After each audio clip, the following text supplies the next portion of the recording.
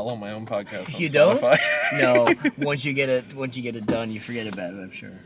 All right, what is up, everybody? We are back with another episode of Two Powerlifters in a Car Getting Coffee. Episode 14. Definitely didn't just look that up or anything. We got a highly, highly requested episode. We got Coach, we got The Machine, we got Tom Kean on the show. TK, go ahead and introduce yourself. Oh, love it. Tom Kean, live in St. John's, Newfoundland, and I have been powerlifting since 1994. What year were you born, Lenny? 2001. 7 years before you were born, I did my first meet. I've won Canadian National Powerlifting Championships 14 times, and I've won Worlds 5 times. National records, I don't even know. High 20s, maybe 30 national records, and 2 world records in the squat the last time I competed internationally. Just a little bit of history with the sport. Yeah, I think I've competed 57 times, maybe 58 now. How many have you done? I have done 4. 4. 4. Awesome. At 4 and 2 years. I've been averaging 2 a year. But I don't think that rate's going to keep up now because I think I'm just holding off until provincials now. Oh, really? You'll take a break? I think so. Yep. So I started I did a meet in 94 and then took a break, finished university, moved away to work, came home, and then I started again when I was 30 in 2002. So I did the next meet 2003 I started off bench only mainly. That's where I really started. So back then you could do a local meet. You didn't have to do provincial. So I did a meet in January, nationals in March, and then went to Trenčín, Slovakia. That was 2003 for Bench Worlds, and came dead last, and was so pumped and so excited to actually get a Team Canada tracksuit. I was so excited. Thought I was the best bencher in the world, and then you go and you come absolutely dead last. And then the following year, same thing, went to Bench Worlds in Cleveland, Ohio, 2004, and I came second last, and the guy I beat lifted raw, and I was in a bench shirt. Oh, wow. I think I benched 185, which was not bad at like 70 kilos body weight in a shirt, and buddy did like a 170, 175, and that was the only guy that I beat. So you've competed now both equipped and unequipped. Do you have a preference? Oh, fantastic question. When I started, there was no classic. There was no classic. Didn't come in until 2010 proper, 2011. And so if you lifted raw, you were losing. There was no way you could win. Keep up with somebody in a shirt or a suit. No, and then deadlift suit, wraps in a suit. You couldn't do it. So I thought that classic wasn't going to take off. Well, none of us thought classic was going to go insane, and then it did. Equipped is like checkers and chess. I think Rhea has a good analogy, high jump versus pole vaulting, but it's like checkers and chess. Like it takes, and for equipped you need a team. You need a core group of 3 or 4 people that are going to be in the gym with you just to keep you protected, motivated. You can't put your straps up in a tight deadlift suit. Mine were all custom, but when I started it was like 4 inches below the top of my shoulder. There's no way I could get it up. No. I need Lucas or YOLO just reaming on it, big wheel to get it up on the traps. So but then Classic came in and it was much easier. And I really like Classic now. I look at Equipped and you're always in the back of your head like, yeah, maybe I'll dabble and go back, but it's just, for me, it's too much work. I love being around with YOLO, who he is all equipped. I get every now and then someone say, I'd like to try a bench shirt. I'm like, sure, go buy a bench shirt. Then they look and it's $300 just to try for a bench shirt, because none of my stuff is usually going to fit them. So, but it is nice being around YOLO and wrapping his legs and still in touch with that part of the sport. But Classic is so much easier to train and compete. It's almost boring in the warm-up room. Yeah. For Classic. Yeah, I can imagine it's the warm-up room in an equipped meet is very different than... Well, yeah, you got to have your timings down.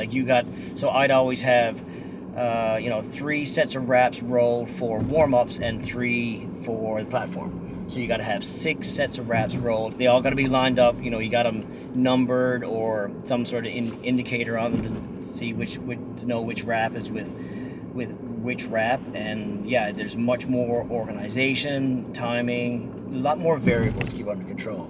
Like, so you've done 4 meets, so you go in, like, it's all new to you still.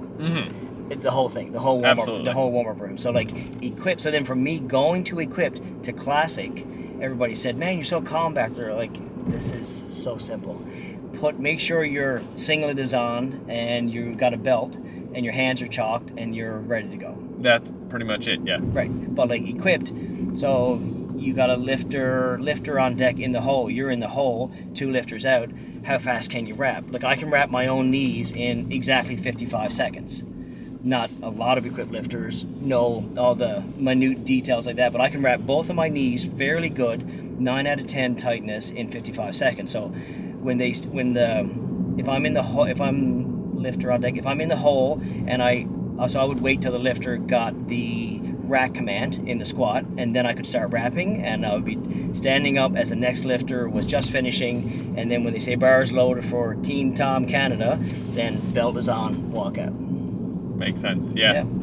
Yeah, it's all about nailing it down to the timings. Oh, for sure. Like, I've seen people wrapped 6 minutes out. So 5 lifters out before their name was called. You're standing there and your legs are numb.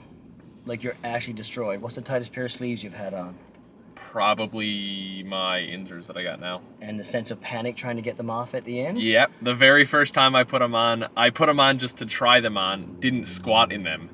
And I was out front with John and Greg, and like the two of them were just, because Greg knew the whole garbage bag trick and everything, right. So he was just kind of like waiting to see where I was going, and John was just kind of laughing.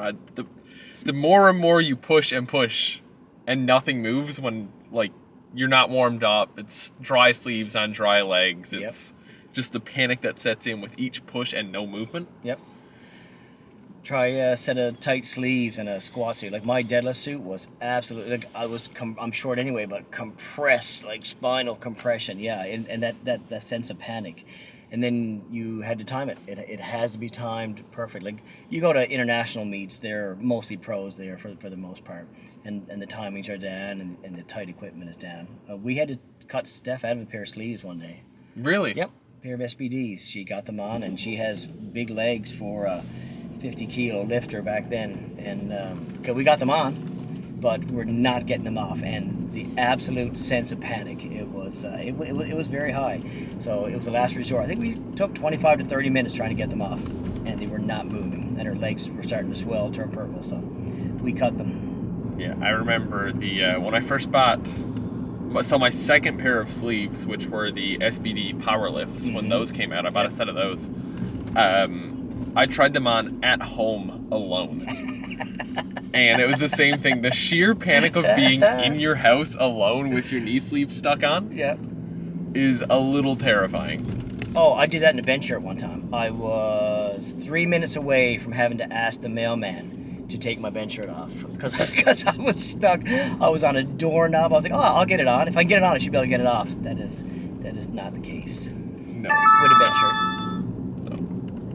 Can you imagine? No. Mailman shows up, you're like, hey bro, do you mind taking off my bench shirt? Can you help me get out of this shirt? That's a true story. I was very close. I was waiting for the mail truck to show up just to help me out. To a mailman who has no idea what any of this stuff is. No. That would have I'm stuck in this shirt and can't get out. That would have made for a great story too. Yeah. For both you and him. Oh yeah. He would have probably quit that route. I've noticed though, and I guess it's from your time with Equipped, it really translates over to a lot of what you preach to in training is timing, and the timing of things. Like when we're going through a set, going through deadlifts, when we got like singles on squats, deadlifts, anything at all, you're always paying attention to the time and reminding us of the time just because of flights and stuff. Sure. You got to be good to go for your next single. Yep. That comes from experience, and like my role in the Arm Body Works room is coach. So you can do numbers, right? You can do programming. You can get those online, but like for me, it's about, teach a man to fish, feed him for a lifetime instead of just giving him a fish, feed him for a day kind of thing. So when you go to a meet, if you're with me, you're more prepared. first meet, I'll hold your hand. Second meet, I'll hold your hand. But by the third or fourth meet, you should be able to do 90%. And I'm just there as a guiding hand, and help with numbers and just be there for moral support, psychological aspects, watching your competitors. But yeah, even in training, the equipped experience that I bring to the table for lifters, it helps that way, because when you're in training's different. Yeah. Training, you don't have to set a clock, but at a meet for warm-ups, if there's 6 people in a rack, there's a little rotation you got to go, and you might have 9, 10, 14 minutes when the actual attempts start. So you need to learn to watch the clock and make it your friend, and not always be fighting it. Yeah, learning your timings. Yeah, that's a good observation on your part, for sure. Yeah, it was something I, especially like when it's coming in close on a meet, and like say we're having like taking our last warm-ups and stuff coming into a meet, it's like, that was one thing I noticed. It was like really paying attention to the times, because again, you gotta be ready for, you only have say 10, 12 minutes between your attempts. Yep. But if you don't know where your chalk bowl is at that time at a meet, or your wrist wrap is stuck to the back of Kev's t-shirt because he sat on your chair, and you don't know where your wrist wraps are, like all of those things matter. Like you've never seen me compete, but I have everything laid out in a certain order, and I encourage that for everybody. Like equip for YOLO, I'll say, like, you bring everything in one bag, and then when you're done with squats, it goes in another bag. And that carries over from the old equip days in the classic, and really helps most lifters, I think. Makes sense. I haven't asked yet. Where do you want to go for coffee? Toslow. Oslo. On Duckworth Street. Have you been there? I have not. That is Stephanie, my wife's, and I go-to coffee spot right now. I think they serve coffee till 3, so we got lots of time. Duckworth Street. Do you have any idea where this is? You do? Yeah, Okay. I know where Duckworth is. You know where Bannerman is on Duckworth? Yes. Okay, so it's just down the street from Bannerman. Okay. Parking might be a whore, but we'll Usually find is downtown. Yeah. I don't know about this day, though. Gray and rainy. How are you keeping track of all these questions? There's a lot I have in my head, and then when it comes to the podcast, red lights have been like my best friend, because you get a red light and you'll just quickly glance down, because as I said to you, I think you have the most amount of questions yet. I think when I looked, it was 26. 26 questions. That's a PR. That's good. And one that's not on the sheet, but I've been asked by a couple people to ask. Okay. What the hell have these recent blocks been? Absolute chaos. Yeah, everybody eventually comes to that question. So I learned, you ever go to the website Elite FTS? Ever been there? So back in the day, like, there weren't a lot of sources of information. So Elite FTS, a lot of the big drug guys, Louis Simmons, his gym. You've heard of all these guys? Louis Simmons, I know the name. Okay, so Elite FTS, anyway, they had a lot of articles. Louis wrote a lot of stuff, and his lifters wrote a lot of things, and they were all drug guys. But what I took from it was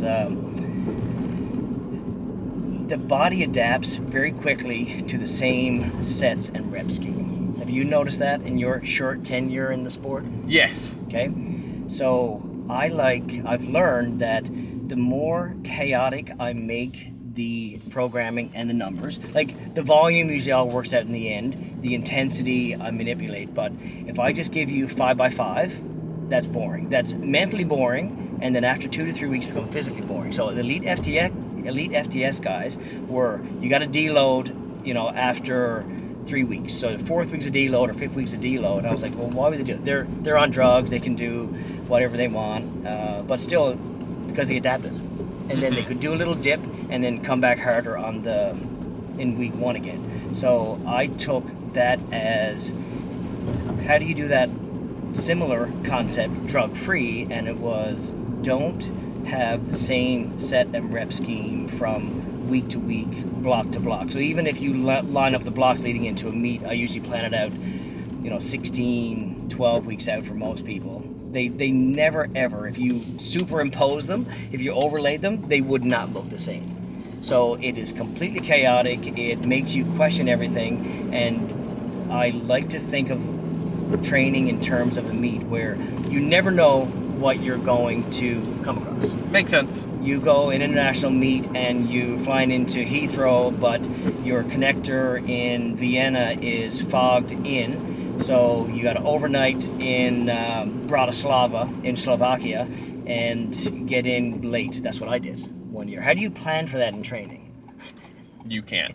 You can't. So I've learned to take these variables and let's mess with training volume. So 1 week, if you got heavy singles, you know, and like the next week, it's going to be absolute 7s or 8s or punishment. And Will doesn't like 5s, so that means he gets extra 5s. Unless you do me favors, then he gets 4s or 6s. So that's I'm going to have long answers to a lot of these short questions, but there is a method to the madness. It's just a straight chaos theory is all it is. Let's not let the mind or body, and then it makes you think. So you look at the program a couple of days in advance or even the morning of, you're like, sweet Moses, I got 13 sets of squats and it's one heavy one, drop 10 kilos, a light single, and then we're going to go back to the same weight, do a double like yesterday, and then back. And there's no way to get used to that, but then you got 2 singles at the end, so then mentally you're like, okay, I'll get through those sets of that's those 6, right? 1, 1, 2, 2, 3, 3. Yeah. Okay, those 6 are done. Now I got 2 singles, and how'd the singles feel after that? Amazing. Amazing. The singles felt absolutely amazing. Right, because you were over the stressor. You got through you didn't know what was going to happen on the trips, right? No. Fatigue was setting in, mentally, physically, and then you're like, you breathe a sigh of relief, and then you can hammer the singles. And that's exactly what a meet is like.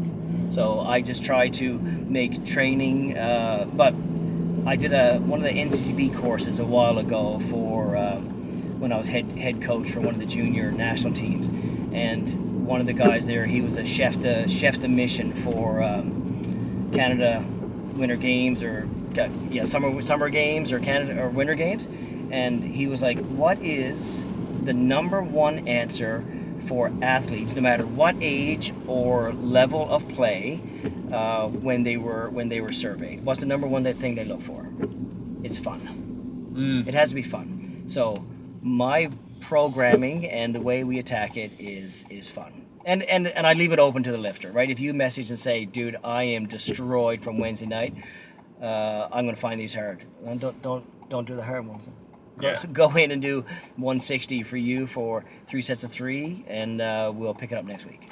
There's been a lot of weeks like that where it's worked out in the end, held off, but there's been a lot of times we've had our Wednesday deadlifts, and then I've looked at the squats for Thursday evening, and I'm like, I don't know if my back's going to handle this. No. Yep. And it usually works out, but... Yeah, like the programming is just a rule of thumb. Like, sort of, okay, I should be able to do that. But if Wednesday night deadlifts take it out of you, then Thursday night, just I would rather for you to do a walk on Rennie's River Trail or whatever trail is closest to your house. Go catch some Pokemon and come in on Saturday and hit it hard.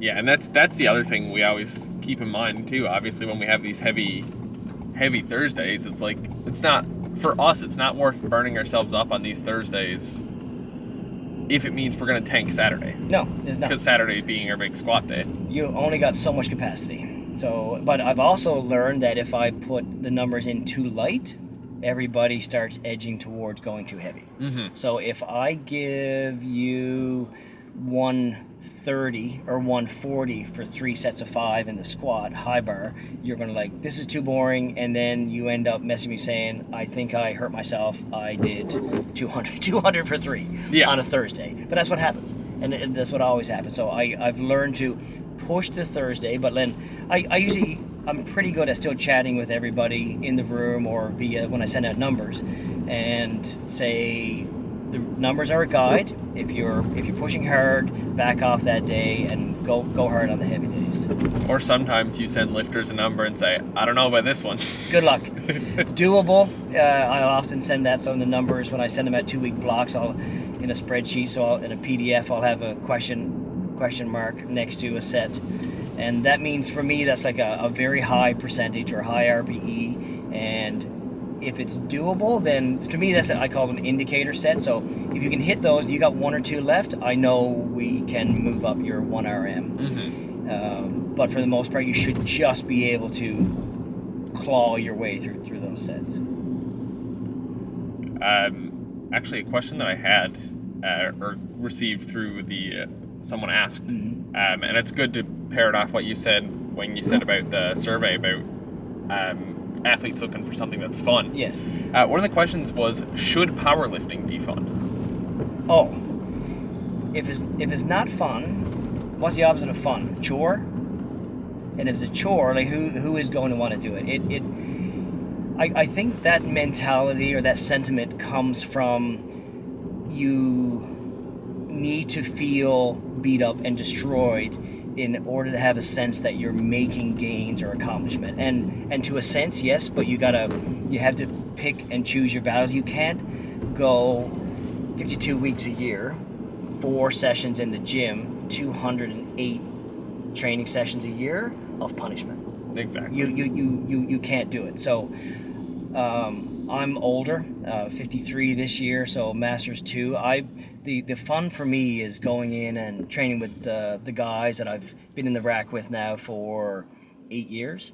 And still, I don't push as hard. I just physically can't anymore. Mentally, I still feel like I'm 24, but I just can't get there. But so you had to find your fun. And a lot of people that have been around, there's not many, but the ones that have been around a while, I had these chats with people, right? And you still have to find the fun. Steph is Masters next year.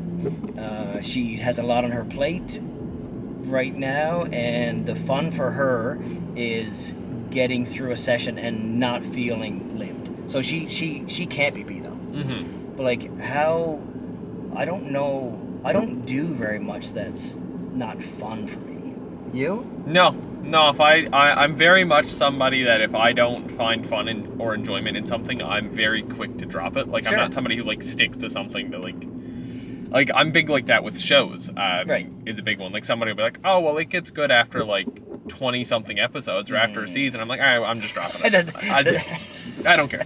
That's a big commitment. And so, like, that comes into coaching, too. Like, for me, I like to push people to when they look up and they say, I didn't think I could do that. Like, so setting, a lot of people, they have different mindsets. So you come in and you got the masochists who just want to punish themselves, and then you got the people that just dip a big toe into the shallow end and say, I don't know, the water's too cold. So as a coach, I got to find the balance there. So where's the fun there? I can't give the toe dipper 7s. No. And I have to ask the other person who's punishing themselves to say, you leaving the gym, crawling out of here, do that on your accessories. Pick up some dumbbells and go do some farmer's walks. But like if you're punishing yourself squatting, benching, and deadlifting, you're not going to have fun because you are going to be hurt. And once you've tweaked a back or a knee tendon or a quad muscle, then until you've done that, because those are not fun. Because then you question everything. Why did I do that? Why do I push myself so hard? So yeah, I've seen a couple guys post about that. You're not having fun. You're just posting and trying to get some comments and some interaction on your post. Really, that's what it looks like to me. That's how I perceive it always. It's always just saying something for the sake of getting a reaction. Right. And which is fine. Like if you're doing that, so I coach, I run a space out of reps, and I really enjoy that. You've known me for a while. Do you think that I coach for monetary gain? No. No, it's for the enjoyment.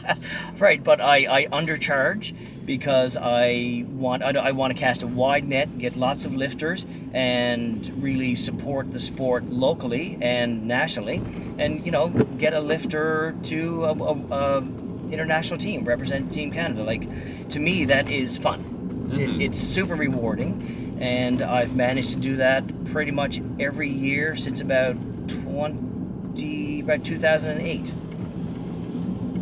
And how does that feel as a coach, to have one of your athletes reach that level where they're traveling to these international level meets or World Games level meets? Yeah, it's amazing.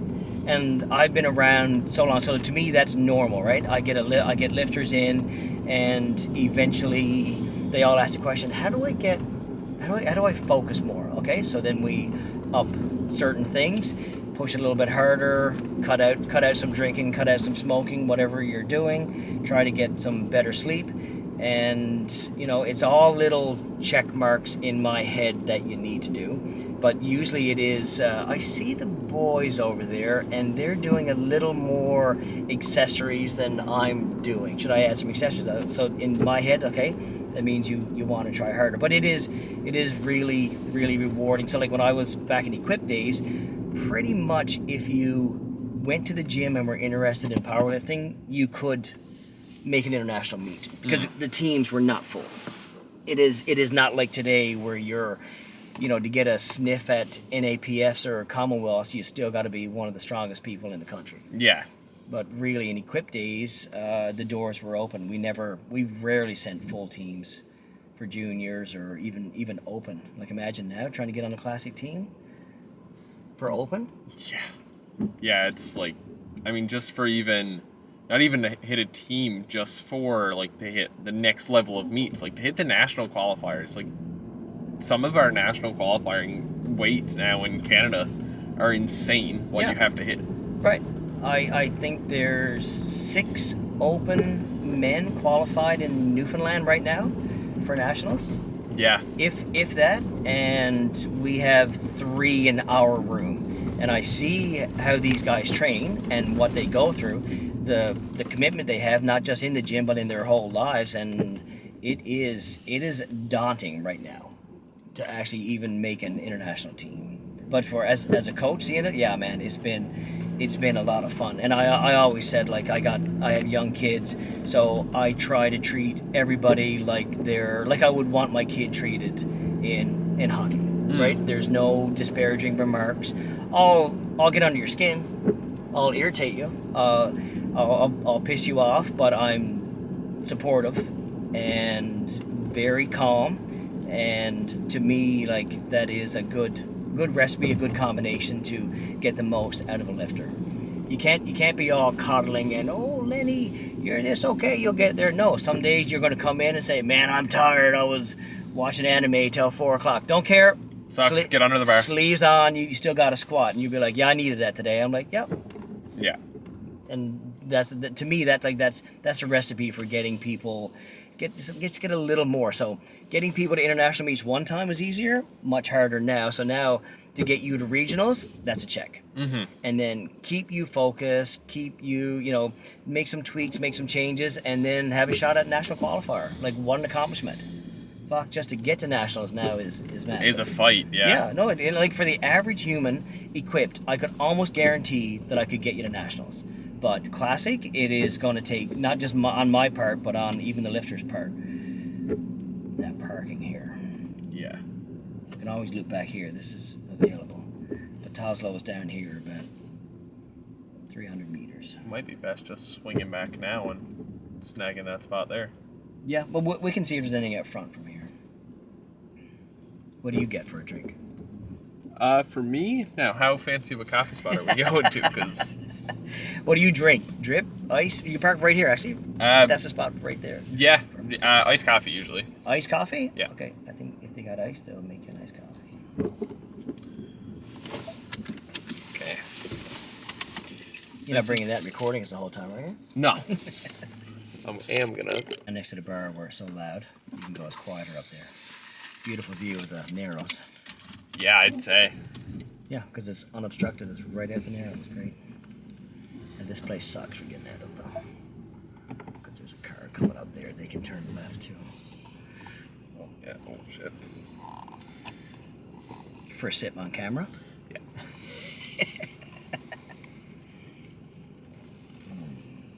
Oh, that's really good. Yeah. That's really good coffee. Are we rolling? We are. Oh, yeah, these guys are arguably the best lattes in the city, for sure. Steph likes the ice lattes. I'm not a big fan. It's that weird time of year for me where it's like I can't make up my mind if I'm switching off iced and going to hot yet. Mm-hmm. I go hot year-round, and winter, if I go through Starbucks, I'll get, like, extra hot. Oh, yeah? Yeah. Then it lasts longer, and I'm in there ice rink 5 days a week usually. Yeah, fair enough. Watching, as hot as possible. 5 days a week for hours and hours. Oh yeah, minimum 5 days. Now Zaza's playing, so that's an extra 2 or 3 sessions a week.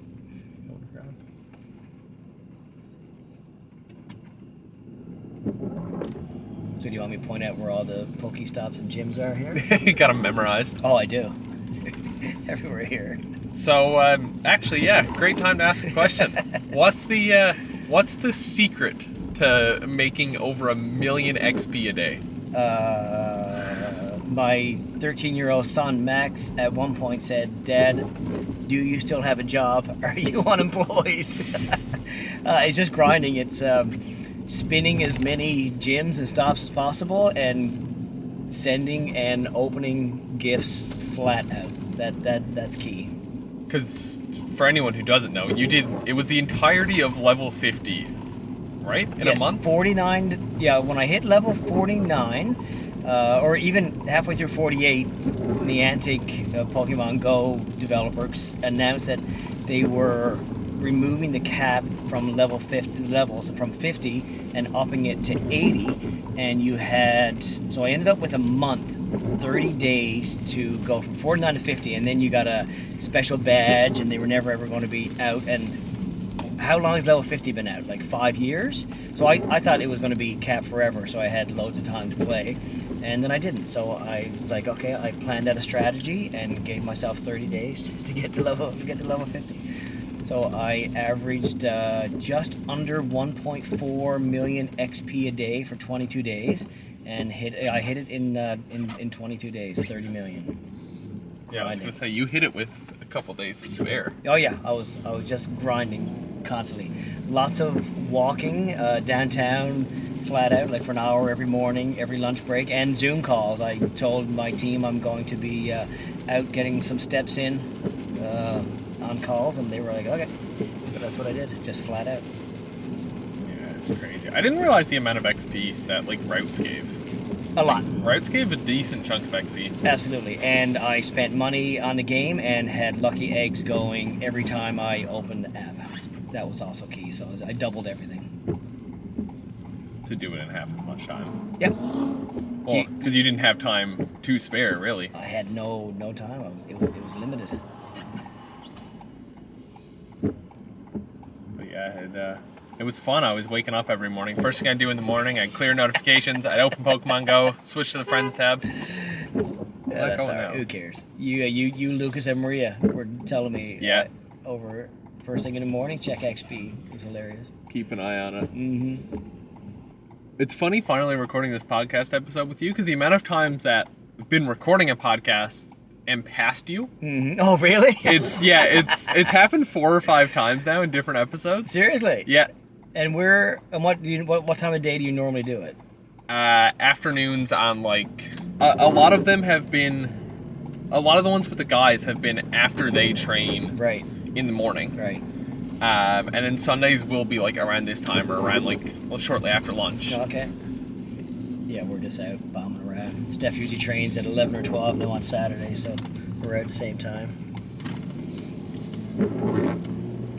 When it comes to meets and international meets, where has been your favorite spot to travel to for a meet? Oh my God. The last trip with Steph to Sun City in South Africa in 2024 was amazing. I was always hesitant on South Africa, and I looked it up, and this Sun City is like a resort, a gated resort. So you go through this large security gate, and then it's closed off, and that was spectacular. It was 26 degrees, sunny, hot, no rain, no clouds, and food was excellent. That one was really nice. Like, I've been all over the place, so when I went to World Games in 2009, that was in Chinese Taipei, in Kaohsiung in Taiwan, and that was very memorable. 2009, I also went to Worlds, and for Open Worlds, and that was in New Delhi in India. Oh wow! Yeah, took another lifter with me, Justin Miller, and him and I went to Taj Mahal. Nice. So that, like, how do you beat those destinations? No, when you could see something like that. Yeah, which you're not probably going to do on your own. The trip took forever, even South Africa. Like, I'm not going to South Africa just to do a safari. I would have done it if we had time when we were there, but like, yeah, I'm not going to go to New Delhi on my own vacation. No. That was a lot of fun. Yeah, no, that's definitely a spot that, like, you're just in the area. It's like just as well to, because like you said, you never know when you're probably never gonna travel back there again. No, I'm probably, unless work sends me, but like, yeah, I'm not going to go there. Now, nationally, like, I've lifted, besides New Brunswick, I've lifted in every province for nationals in Canada. Now, where would be the best one nationally? That's a tough one. Probably St. John's, Newfoundland. Jeff, Wake up in your own bed. Yeah, Jeff has hosted a couple, because we're always in like these obscure spots. I never lifted in just outside Richmond and just outside Vancouver. It was held a couple times there, and I never went. I lifted in up in the mountains, which was nice, but it was a small spot. But yeah, like view wise, I think St. John's beats most of the other destinations I've lifted at. Dartmouth, 2007. That one wasn't spectacular. And when it comes to these national level meets, what was your biggest battle that you've had in powerlifting? Oh, fuck, dude. Like, any meet? Any meet.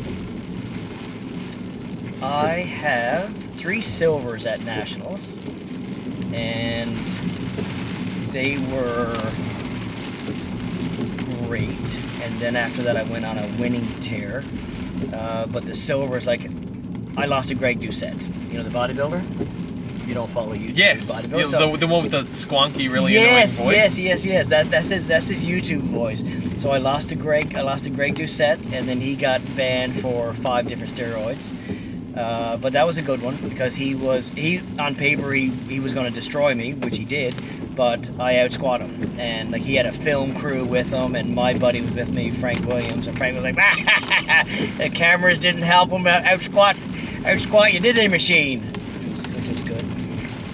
Brandon Summers was probably, so when I first started, you know, like you go in and you look at records, or you look at qualifying totals, and you see what he got to beat. So in Canada, there was a man named Jeff Becker. He had it was 75 kilo weight class back then, and Jeff was an absolute beast. 720, I think, 722 and a half at 75 he quit open, and that was my biggest competition. It took me like 2.5 years, 3 years to beat him. I did a 725 2006 in Norway, and that was a massive sense of accomplishment. Head to head, Brandon Summers from Guelph, he beat me twice at nationals, but he had been around for 10 years, and he was plateauing, and I was coming up. So then when I got close, he moved up a weight class. But he was an awesome guy, and he knew it too. We became buddies after that. There's been a couple of guys that have come close, but like, even worlds, I think the closest I've won like 5 times. The closest was probably a 15 kilo gap, because I was always equipped. I was really well rounded, but my squat, my deadlift was high equipped, and then classic, I was pretty solid across all 3. So I was usually in the driver's seat. If I got 1 squat, 1 bench, 1 deadlift, I was pretty much in the driver's seat. So I've never ever actually been down to the last deadlift where I was off to the side, biting my fingernails waiting. I usually had it won if I got opener. Which is also always a great way to, like, set yourself up when it comes to training for, like, qualifying totals, or for, like, trying to podium or whatever. Like, I know a lot of lifters, and it's like a lot of the guys, so I'm sure it's your methodology behind it is locking it in on the second. Yeah. So if anything goes wrong, you have the third. Yep. And that comes from me being in the trenches and doing this myself and living these experiences and being able to pass it on to the newer lifters. And yeah, that is what. So I have a bunch of sayings the longer we hang out.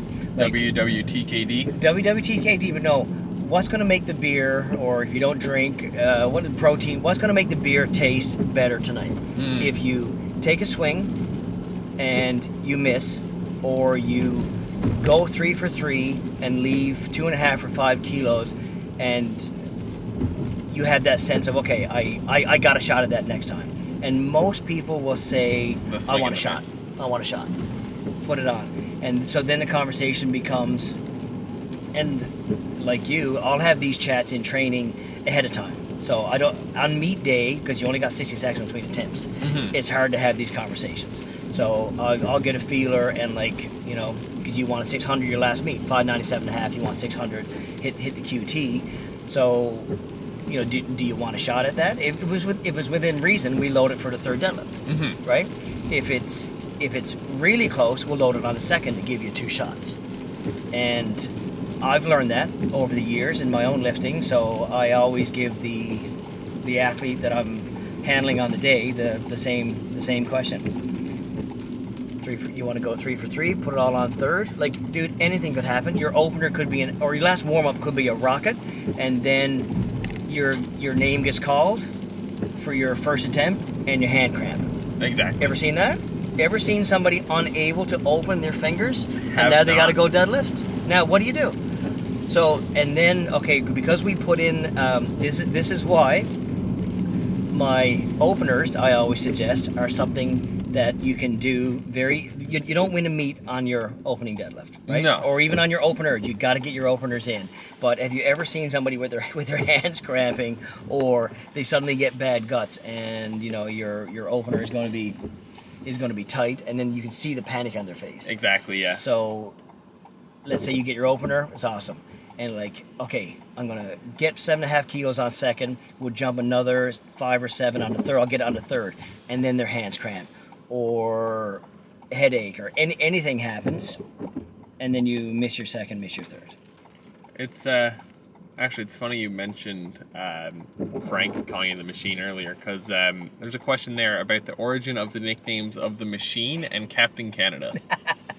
Captain Canada, I think the first person to call me that was Paul Valancourt, which I'm pretty sure he's like, back in the day, he was 3-time Ontario strongest man, and he ran I think pretty sure he still runs a gym out of just outside Ottawa, Renfrew, I think, and he was an awesome guy, and he was a coach, and just so fucking tough, and just looked tough, like he could walk through a brick wall, and he called me Captain Canada. So that's where that one came from. And the Machine rhymes with Kean, my last name.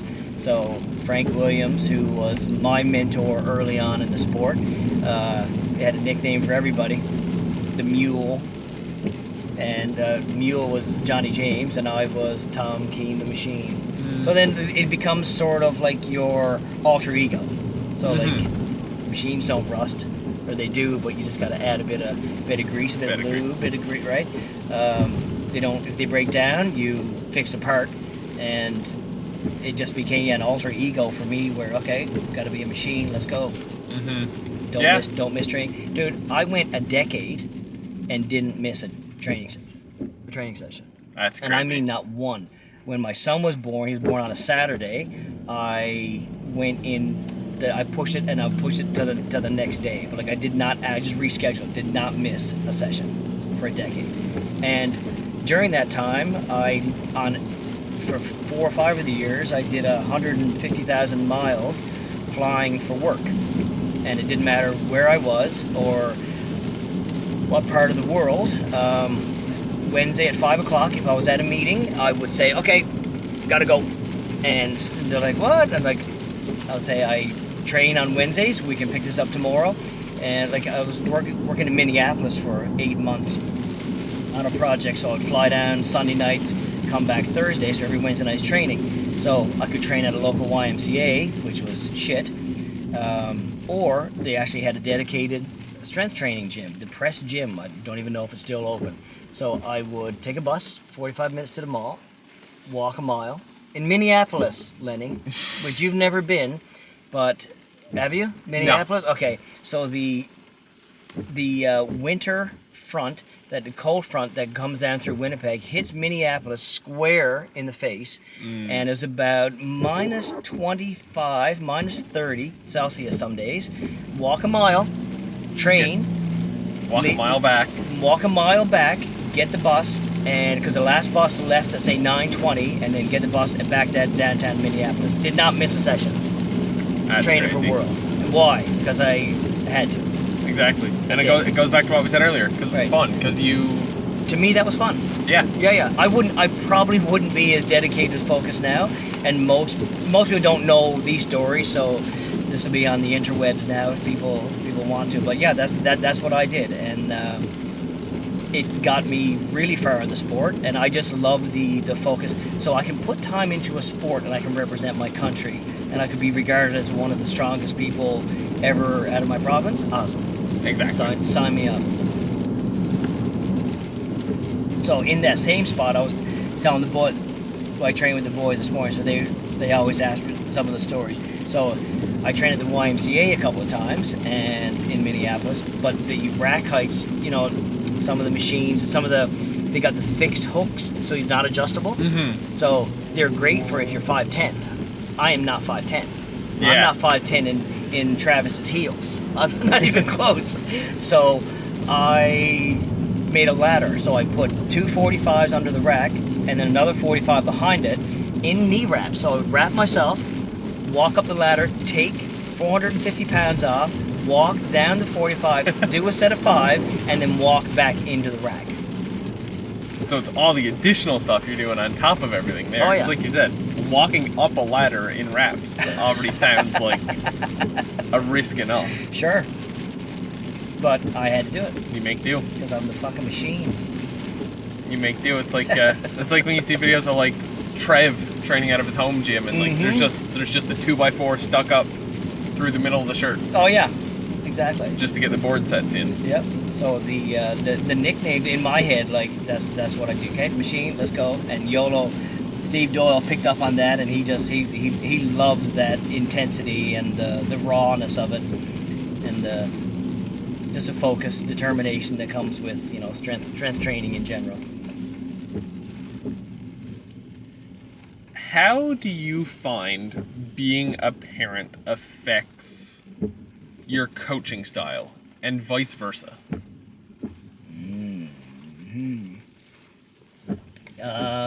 Okay. So goes back to making it fun. So my 6-year-old daughter is just starting organized hockey. So my son has already gone through. He's 14 this week, so he's been in this now for 8 years.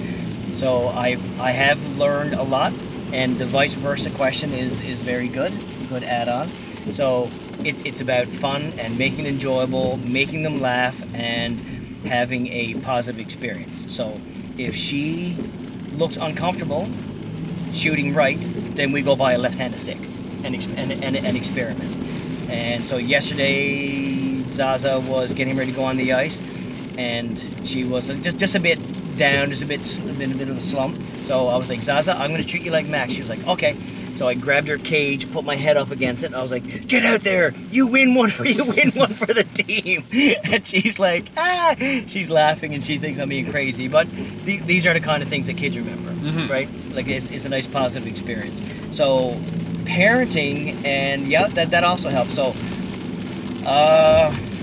like I'm always in a lifter's corner when it comes in. I've always been like that, but even like with kids, since having kids, yes, even more so. So, being a coach, and I have coached a lot of people, and even now, like I still run about 30 a month through Iron Body Works and online. Like most people, they view me, it's as an athlete or a coach, but they view me as a human, and like people come to me with very personal things, and they have open and honest questions. Some people are uncomfortable, but they do talk about these things. So I think being a parent, they can say, okay, this guy deals with a lot.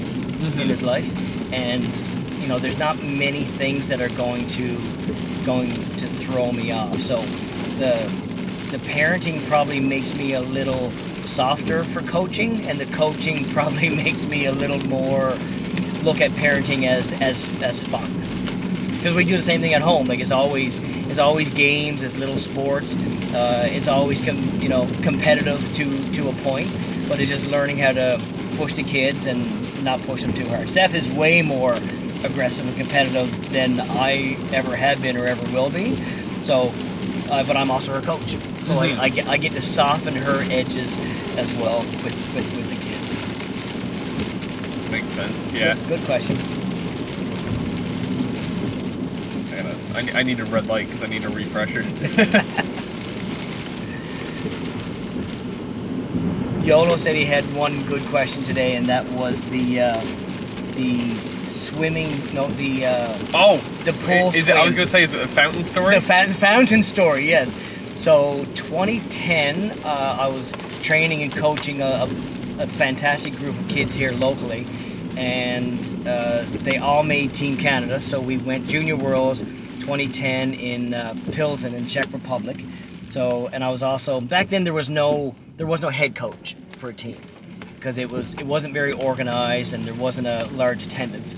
So we had this cool group of kids went, and the parents said, "You're looking after our kids. You're there as a guardian. Make sure that they get home safe and look out, don't do anything stupid." Okay.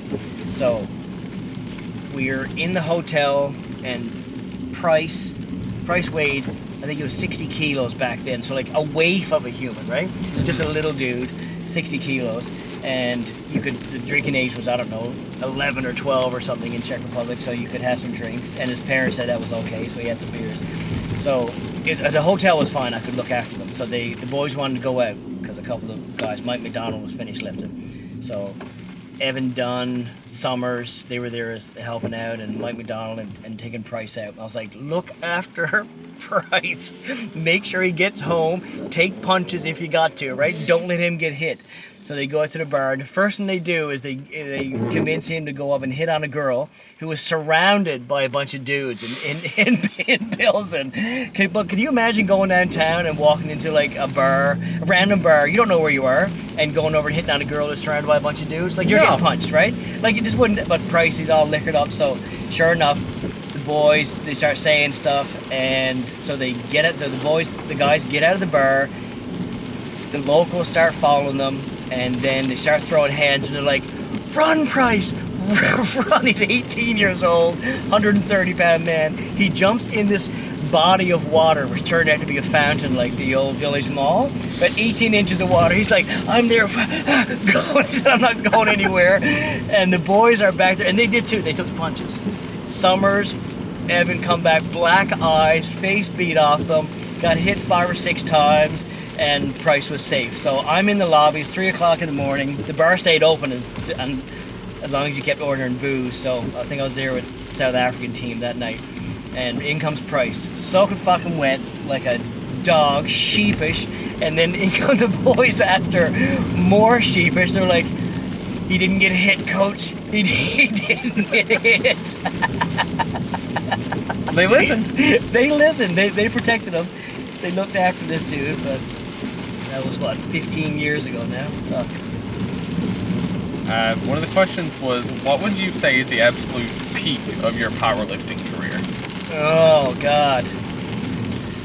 I had cut weight for many, many years and many, many meets. And then 2 years out from Masters, I said, okay, I'm going to let my weight climb a little bit and see how the strength goes. And like the first meet I did, I squat 300 kilos at Easterns 2010, benched 215, pulled 285 for 800 total. And I weighed about 79 kilos probably. That was probably close to peak strength. So I was 38 then. And then one of the best meets I put together, that was like the highest total. And then Nationals in 2012, first year Masters. So my whole goal was to get a medal at Worlds. So got to Nationals. I think I did a 765 at 765? Yeah, 765 at 75 kilos. So it was over 10 times body weight. The formula back then was Wilkes, great formula.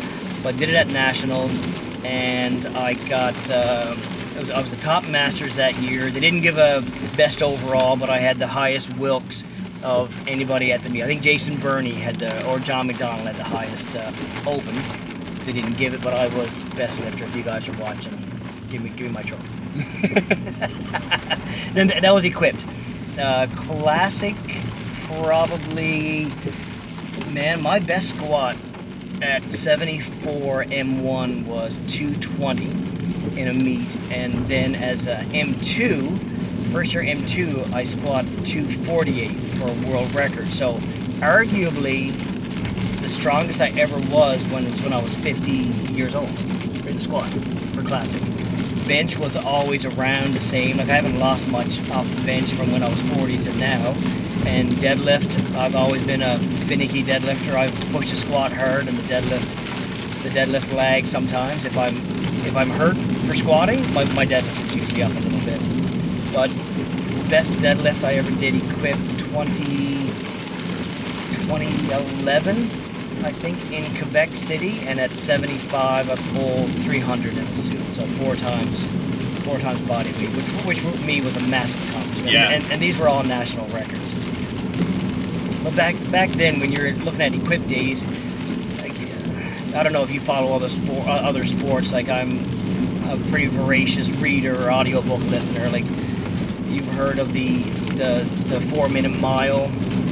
Yeah. 4 minute mile, Roger Bannister. Like scientists calculated, scientists calculated the human body couldn't maintain that pace for 4 minutes. So Roger Bannister does it, and then within a year, 5 or 6 other people did it. So as soon as the barrier was broken, everybody started running faster. So it was the same with powerlifting. So powerlifting back in the day of equipped, it was you had to have a mentor, because if you were going to do equipped powerlifting, you're not going to buy a set of wraps, squat suit, bench shirt, deadlift suit, and figure that shit out. No. It's not happening. No. Even if you're out front with John and Kev, it's going to be like, what are we doing? Yeah. I haven't done this since I was dating in my early 20s. The stuff I'm doing to you out front. So it just wouldn't fly. No, it's a whole thing. You'd have to you just wouldn't figure it out. No, you would never figure it out. So you needed a mentor. So when Classic came along, we realized the veterans have been around. Oh, now if you own a pair of squat shoes, sleeves, and a belt, you're a powerlifter. You couldn't do that before. You had to invest time and money.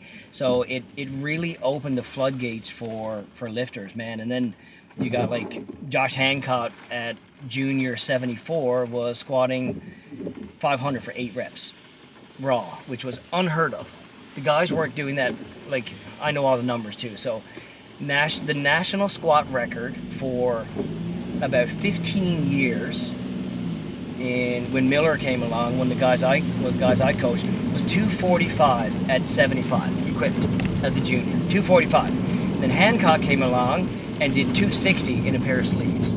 So it just completely blew the doors off what strength was possible, and now the numbers are phenomenal. I would have loved to have picked up classic lifting when I was late teens or early 20s. I would have been a hell of a lot stronger. Equipped really, I think, limited the upper limit of what a lot of people could do, because it just took so much out of me. Yeah. Yeah, to be able to pick up powerlifting at the age Baldwin picked up powerlifting. Oh, there you go. Right. One of the questions there was, can we get new benches?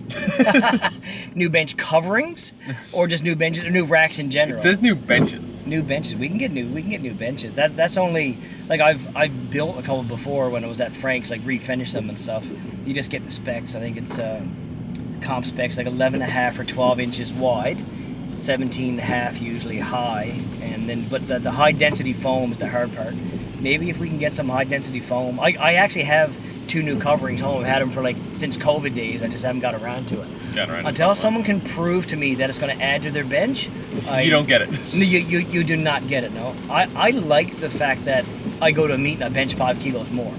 because the benches are stickier. Mm-hmm. Ours, because they were, I've had one or two of those benches out front at reps for a while. The cleaners, when they go through, they spray and then they wipe. That does not help with the stickiness. No. It makes them slippery. So I've asked them in the room to not spray them or clean them or touch them in general. Just, I'll look after them. So the answer is maybe. Maybe we can get new benches. One of the questions was also, do you have any meet day superstitions? I'm not like Jeff. Jeff Butt used to have like favorite underwear and favorite socks. Like Steph likes to wear odd socks. I don't. So at One Worlds, I bought a pair of squat shoes the day before I competed and put squat shoes on. Oh, wow. Like, I don't care about that stuff.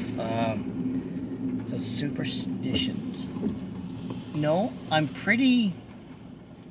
Pretzels. I eat a lot of pretzels on meet day. Pretzels, Cliff Bars. I always got a couple Mars bars, bottle of Pedialyte, Gatorade, a couple bottles of water. So, like, I got the set snacks, bananas. Stomach doesn't get affected, so what works, I stick with that. Other than that, no. Well, just being fastidious, being in control. So if you ever watch even the lifters that I coach, when they say bar is loaded, we've already been at the chalk bowl for about 15 seconds. Yes. Chalk, ready to go. Bar is loaded is a step. Yeah. So if there's a fuck up, then who cares? Because we got loads of time to deal with. Forgot your wrist wrap? It's okay. Can run and get it. So I'm organized to the point of probably annoyance to some people, but to me that's what works. But no, I don't really have any set superstitions. One of the questions was, how do you build such a legacy of strength and longevity as you have? That would be I might say, luck that I haven't tweaked or hurt anything. I am not a super explosive lifter. It's, if you watch, like when I can lift, it's mostly controlled reps, right? Mm-hmm. So there's not a lot of that dynamic movement. I have not pushed hard forever. I train consistently. I don't punish myself. That'll usually be like a bit of volume work. It's cycling the intensity, and for the most part, that would be undertraining versus overtraining. So like in the last year, how long have you been with me? A year and a bit? Year and a bit. Have you ever felt, now a couple tweaks, couple injuries, but have you ever felt overtrained where going to the gym is going to be a chore, or you've gone too hard too long and you think you're going to start missing reps? Nope. There was the first murder block. Just overworked my knee to the point, but it was still, like you said, there was no stopping. No, like, the gym was a chore. We just dialed back the weight from what it was prescribed, and we kept going. So for me, the longevity has been undertraining. I don't do many accessories. I used to be an avid golfer. 50 rounds a year for Newfoundland weather is a lot of rounds, and I had to quit that. The torque on my hip, lower back, it just wasn't helping me squat, so I gave it a rest. Now I play 5 or 6 rounds a year with Jim and a couple other people. So it's not pushing myself to the point of being beat up all the time. I've noticed that too. Powerlifting is very much one of those sports where it's hard to do another sport, like, at the same level. God. Have the same amount of dedication to something aside from powerlifting, just because of how much powerlifting's taking out of you, or one's affecting the other negatively. Sure. Like, what other sport would go well with powerlifting? Table tennis? Yeah. Then you're going to get a bad shoulder. Like, a lot of the boys have played hockey, and they're like, oh, we're going to start up, I'm going to play a couple times a week. Those guys can't take squatting 3 days a week. They can take 2 a week, but we gotta change the intensity right away. So I lower their 1 RMs. Just be open up front about the accessories that you're doing. But no, like, what others running doesn't work. No, too much strain on the knees. No one's bragging about their 200 split times and deadlifting twice a week hard on everything. Because your lower back, like, takes a pounding from running. I've never seen anybody do, and like I have coached a lot of fantastic athletes, like Alicia, very competitive runner back in the day, and she's a couple times she said, I'm going to start running again. She does it twice, and she's like, I can't. No, you just can't keep up with it. I just can't do it. Now she's doing Pilates and has a lot of fun with it, but her whole body is fatigued when she comes in some days now. So she's her motivation is different than most people's at this point in her life. So she still finds fun in both, so she can do it. But like, it's hard to be a super aggressive power lifter, push the intensity, volume blocks, 1 RM, and then go and do something else. I've never seen anybody successfully. Someone like Fowler, she tries to balance a lot of stuff, right? CrossFit, ball hockey, but eventually something wears out. Something has to give. Something has to give, and even then you question things mentally too. Like, I've never been the coulda, shoulda, woulda guy because I dedicated myself to powerlifting. I was never going to be a better golfer than 16 handicap, 15 handicap, so I can get there within a couple months of training. So I just dedicate myself to powerlifting, man. One question that I didn't get that I'm really surprised that of the 4 of them, not a single one asked, is the question they've all had at this point, except YOLO, of ranking the Saturday boys. In terms of what? Handsomeness. Oh, is this one of these like fuck, marry, kill situations, or handsomeness? Just the handsomeness of the 4 of them. Yeah, see, I'm older, right? The younger one's going to look at the aesthetic, but I look at all of it. So, in their own, I find them. I would have to judge them all as pretty much equal in their own way. I look at the. Steph and I had this question all the time. Is she hot? And like I don't look at the hot. I look at the person. And I'm sure there's some term. I'm not up on all the terms, but I look at the person. Like, they're soft. One of them is super aggressive. Dryden has a heart of fucking pure gold. So yeah, to me they're all. I'm going to answer the PC answer on that one and say I rank them all the same. Yeah, I'm surprised not a single one of them even threw the question in. They know I don't care for that shit.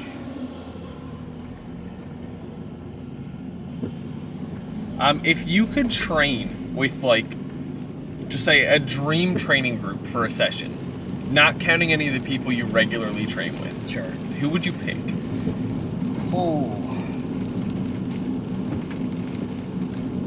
Could be anyone at all. Yeah, I'm going to name people you guys don't even know. So like when I started, Wade Hooper from the US was the absolute squat machine. But like, so let's take the perennial 74 equipped world champion, and that's Yaroslav Oleg. So I think I wouldn't even for starters, I wouldn't even squat in the same rack as him because I don't think that would be right. I would squat next to him. And that would be enough for me. Like, even if it's, hey, whatever Polish accent, where I'm training squats, you want to train with me? I'd be like, sir, I will squat right here and watch what you do, but I wouldn't even do that. And his countrywoman, Agata Sitka, can you imagine being in the same right next to her? Yeah. Like, how cool would that be? So I'll do 3 guys, like, the inventor of like the RTS, Mike Toucher. I think he's so quiet and cerebral. Do you even know who this guy is? I've heard the name, but I couldn't put a face or anything to it. So Mike Toucher, I think he would be cool to be like around because he's so knowledgeable and understanding, and his own strength is off the charts. You guys are gonna look at all the Instagram studs and the chicks, but like I would go for like the perennial favorites. Like, I've trained with a lot of the great lifters, men and women across Canada. Who else? Oh, and for bench, Kadama. So the Japanese guy at 75, he benched 300 kilos. That's insane. Benched at he's late masters now. He got to be almost master at M2 soon. He is benching 500 at 74 raw, on a regular basis. That's. Have you ever held 500 pounds over your face? No. He benches it. No, So- I haven't had 500 pounds anywhere past my waist. Right. So like when I first started, I was traveling a lot. So like I was out in Regina for a year working with a company. So I trained with Rhea Fowler, she was back then. I trained with Rhea Stin on a regular. I think we trained every Wednesday night. So I've got to train with all these people. And I got to train with Steph, my wife, who is very aggressive and skilled. And she calls me out more so than anybody. So I've got to train with some great people. But yeah, to share Agata Sitko would be awesome. Yaroslav and Kadama would be my faves. That battery's about to die, so I'll switch that out for the next question. That question, you would choose all the studs on Instagram, Yeah. right? Yeah, like but Wade Hooper back in the day from the U.S. Like he started when I started. Like my first meet was 1994. He was around since then, and he was the first IPF lifter to win Junior, Open, and Masters Worlds.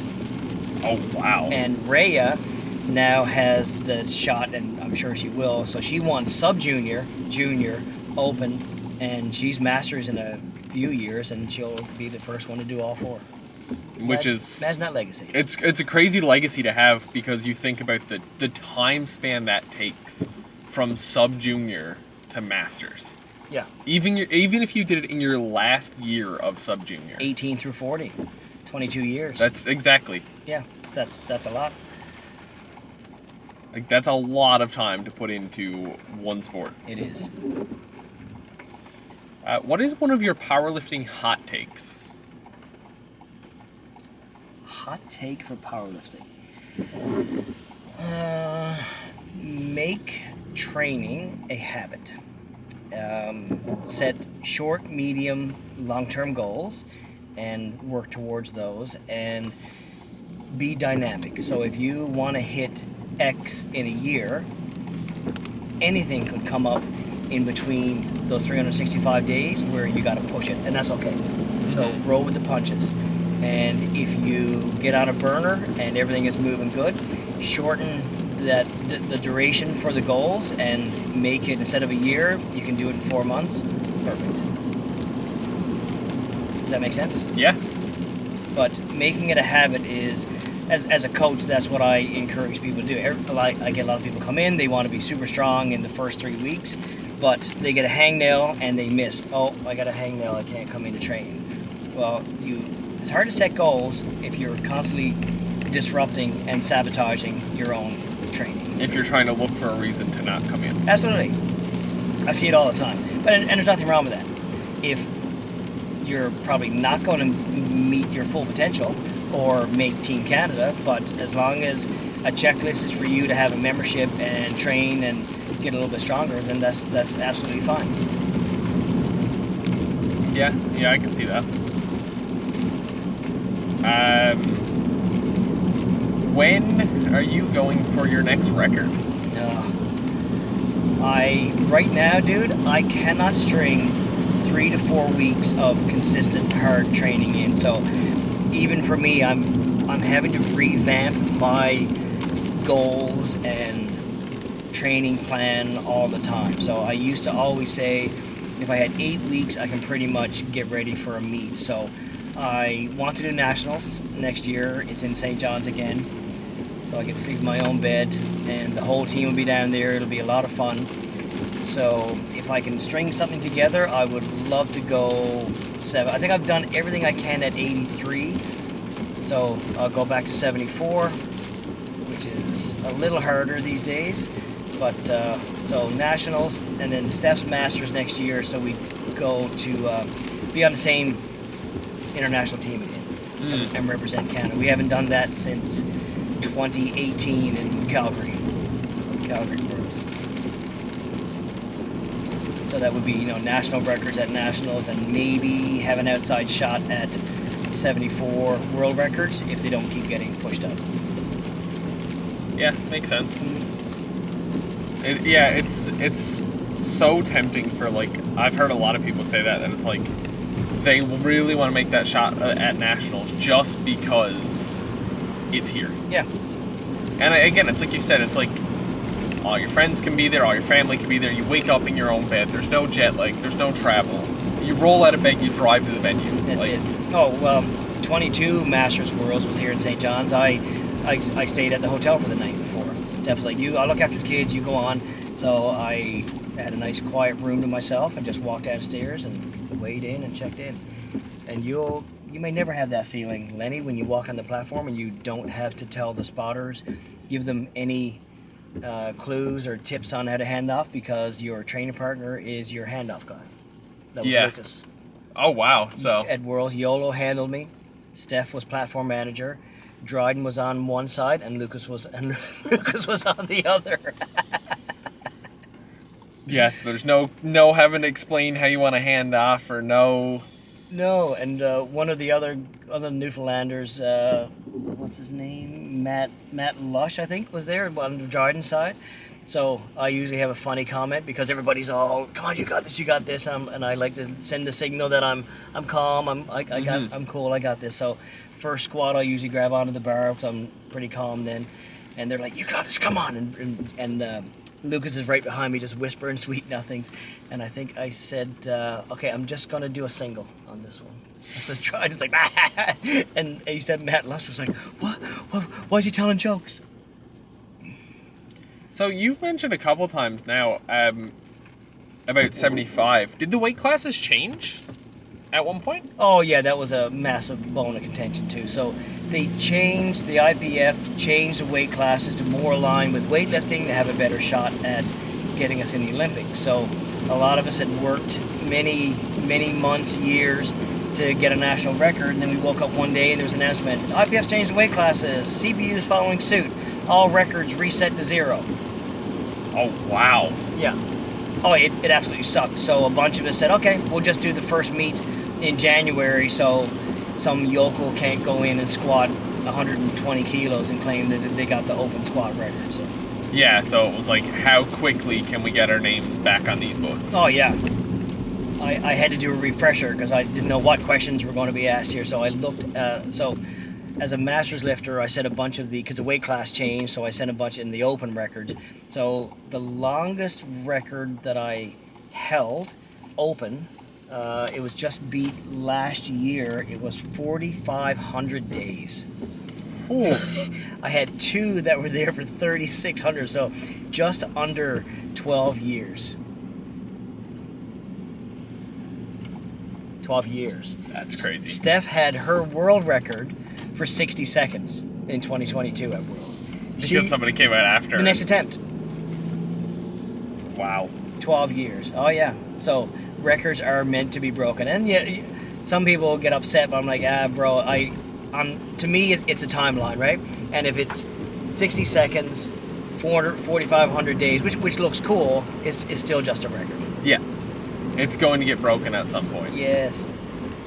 There was when I first started, I was bench only, and I weighed around like 70-ish kilos, and the weight class was 67 and a half back then, 148 3/4 pounds. So I didn't know how to cut weight, so I made weight one time and lifted at 67, and the national bench record was 160 back then in the shirt. So I did 160.5.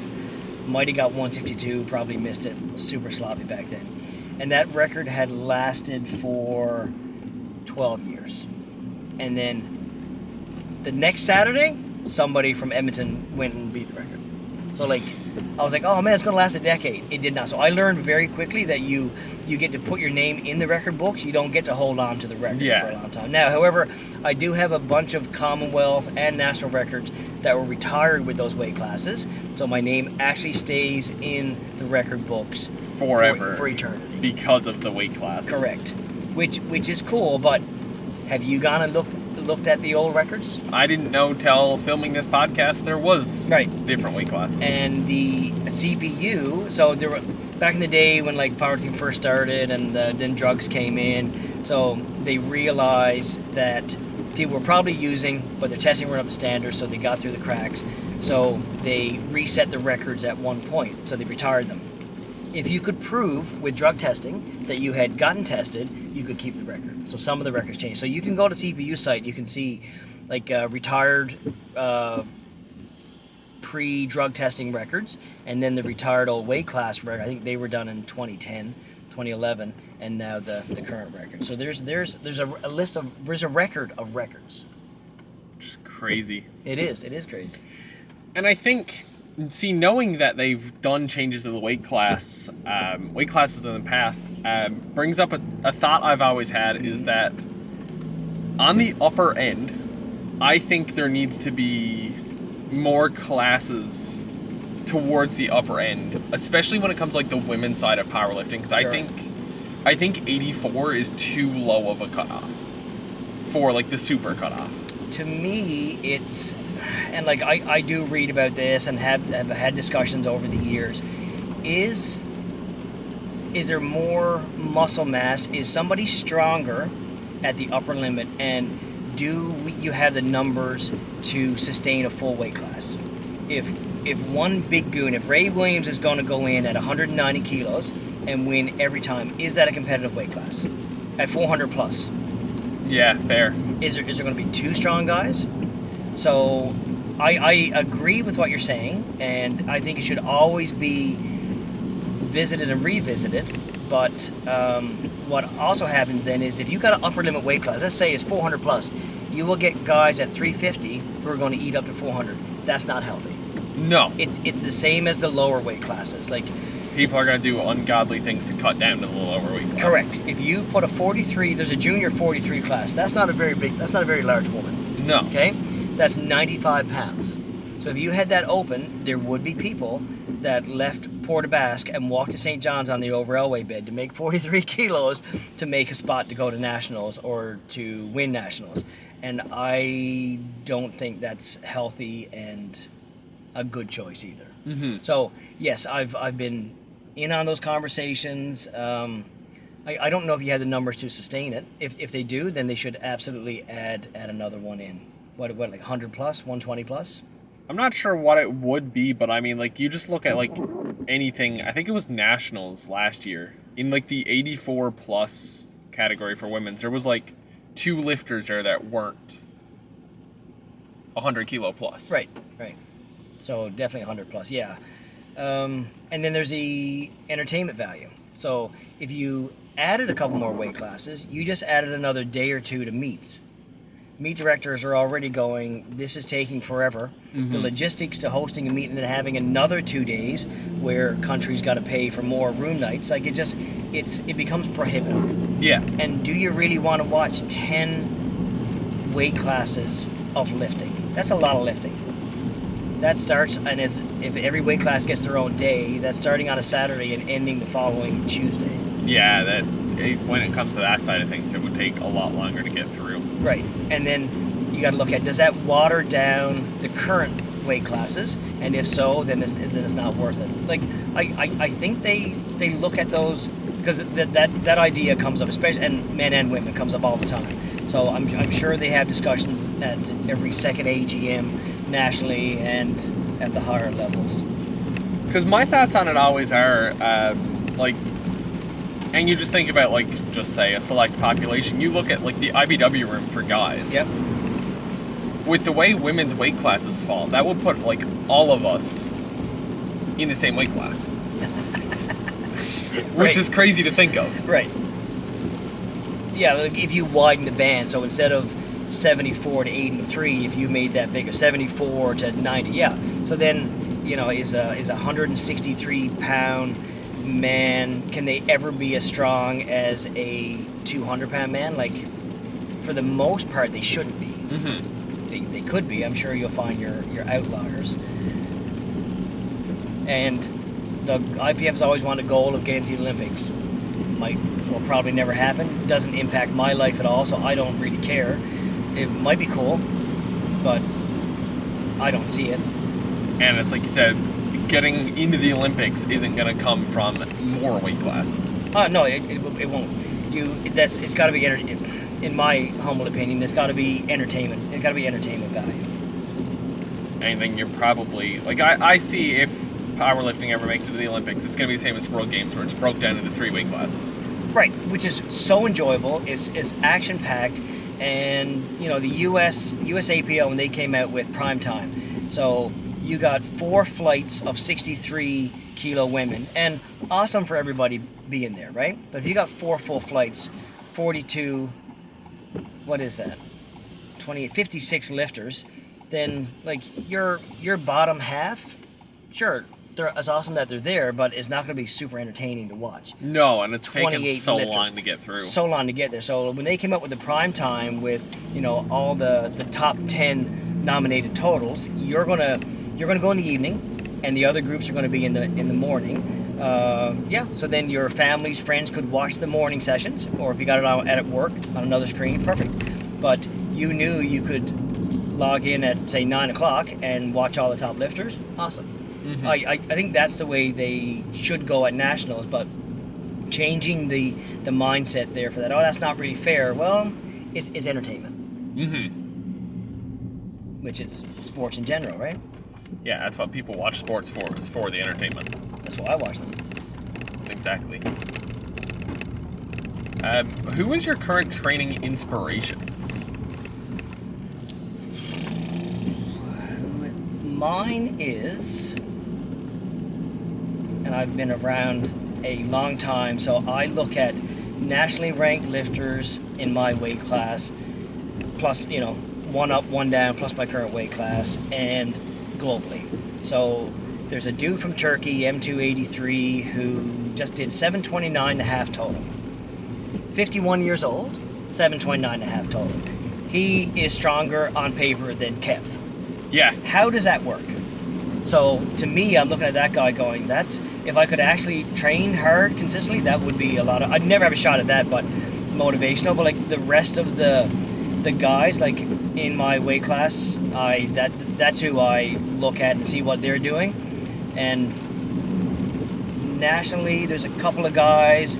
So you'll see if you hang around the sport long enough, when you get into a higher weight class, a higher age group, and the guys, every year there's a new group coming in. Mm-hmm. So who's aging into your weight class? So I'm always watching those. There's a couple of guys in Canada that I'm going to have a hard time beating, but it would be a lot of fun to go up against. And they all want a shot, right?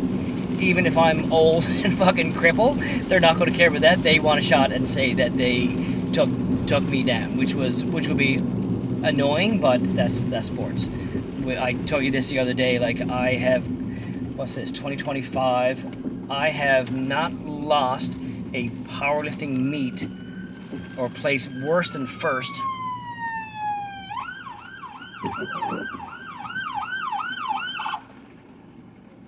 since 2009 in India. 16 years. Which is insane to think of. Yeah. Open powerlifting, for me, it's like Alicia. It's like a line segment. It's just ones all the way down. So my motivation is to stay on top of the mountain and to fend off the younger guys that are coming to take your place. Yeah.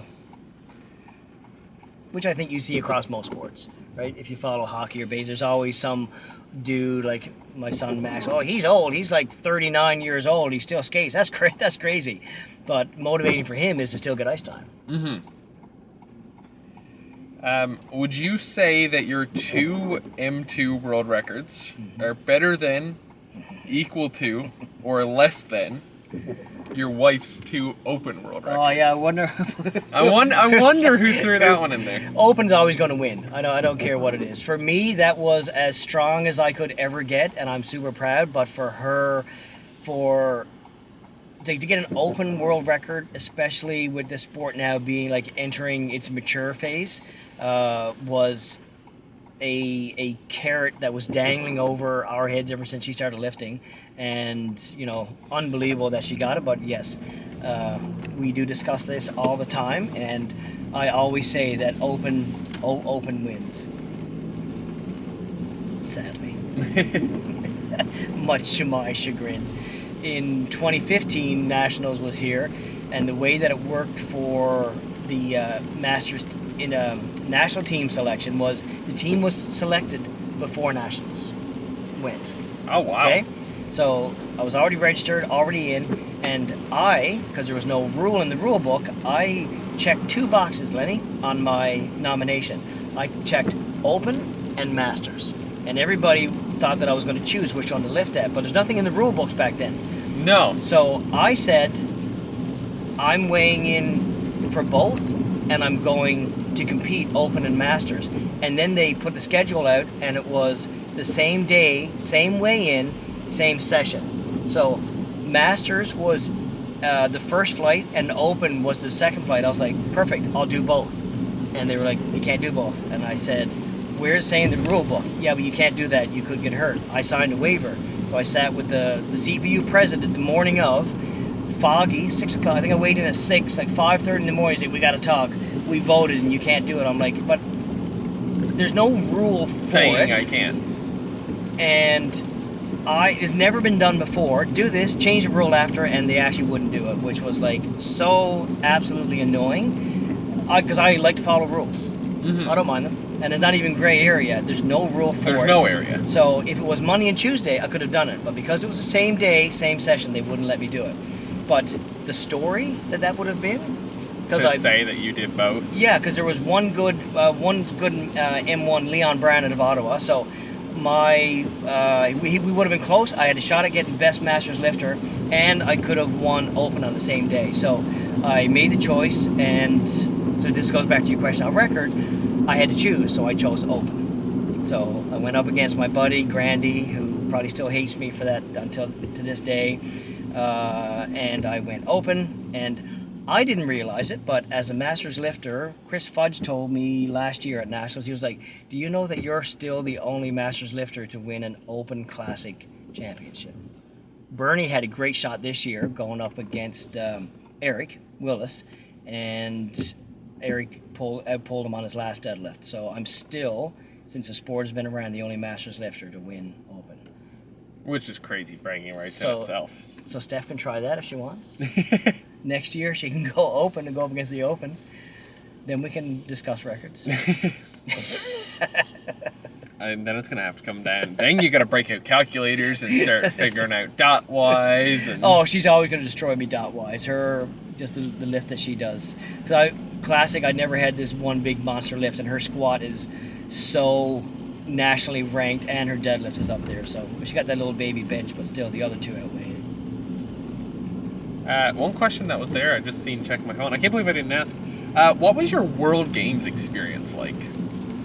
To me, that was, when they always say, oh, I'm just glad to be here. It was one of those moments. So World Games is invitation only meet every 4 years based on your performance at Worlds or international regional meets like North Americans or Ocean or Europeans. So at Worlds, and Jeff Bott actually ran Worlds in 2008 in St. John's, my hometown, which was phenomenal.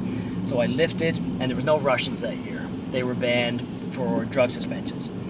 Ukrainians came in, and there was a Ukraine in my flight, and I think he DQ'd. So it was my best shot at medaling. So again, this experience was phenomenal. So